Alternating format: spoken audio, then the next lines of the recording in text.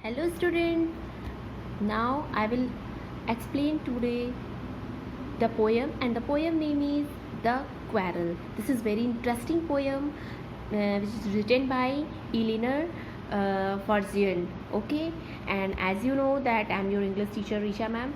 So now I will start the explanation of this poem. Okay, so listen carefully. Okay. The poet, the squirrel it means fight, to fight, it means squirrel it means to fight, यानी झगड़ना, एक दूसरे से झगड़ा होना, ठीक है, लड़ना.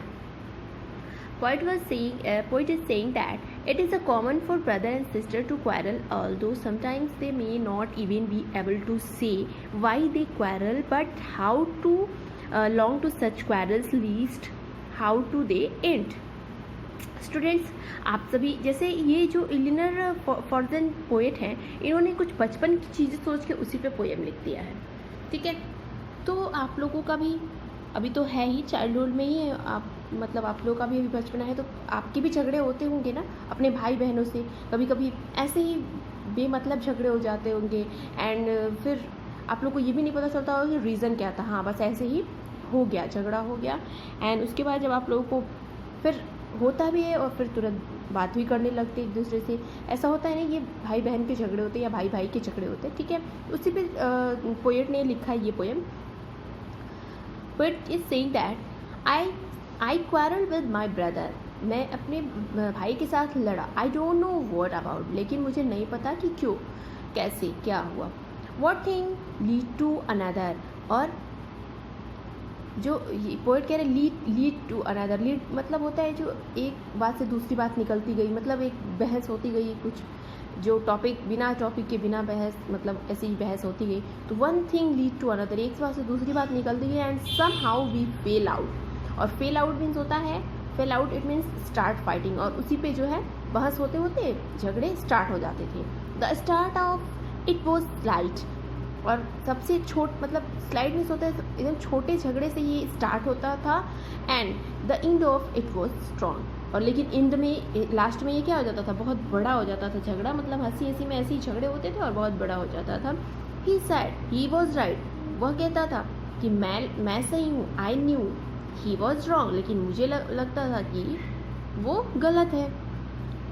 We hated one other, एक दूसरे को हम देख के चिढ़ते थे. जब झगड़े करते थे तो उतने में ही हम एक दूसरे को देख के चिढ़ने भी लगते थे.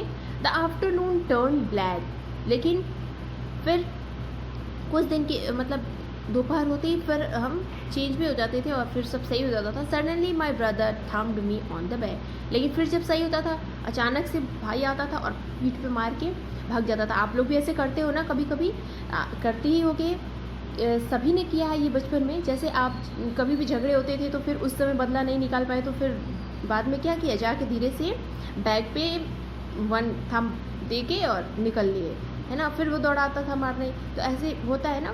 तो वही राइटर भी कहना चाह रहे हैं कि ही सैड ओ कम अलोंग, ठीक है. तो उसके बाद जब उसका भाई मार के भागता है तो अब तो वो पकड़ नहीं पाता है, तो कहता है आओ अकेले में मिलो फिर बताता हूँ, ठीक है. ऐसे सबके साथ होता है, सबने किया है ये. We can't go on all night, है ना. और फिर हम मतलब पूरी रात नहीं पीती थी, फिर हम जो है फिर हम अपने एक दूसरे से बात करने लगते थे, फिर सब सही हो जाता था.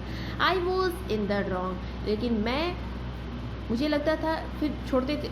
जब रात होती थी तो फिर कहते थे ऐसे चलो यार छोड़ो, हो गया. मैं ही हो सकता है कि गलत हूँ, या फिर मैं सही हूँ, या वह तुम सही हो वह सही हो, क्या फ़र्क पड़ता है, हो गया छोड़ो यार, हो गया झगड़े, फिर जो है सब सही हो जाता था.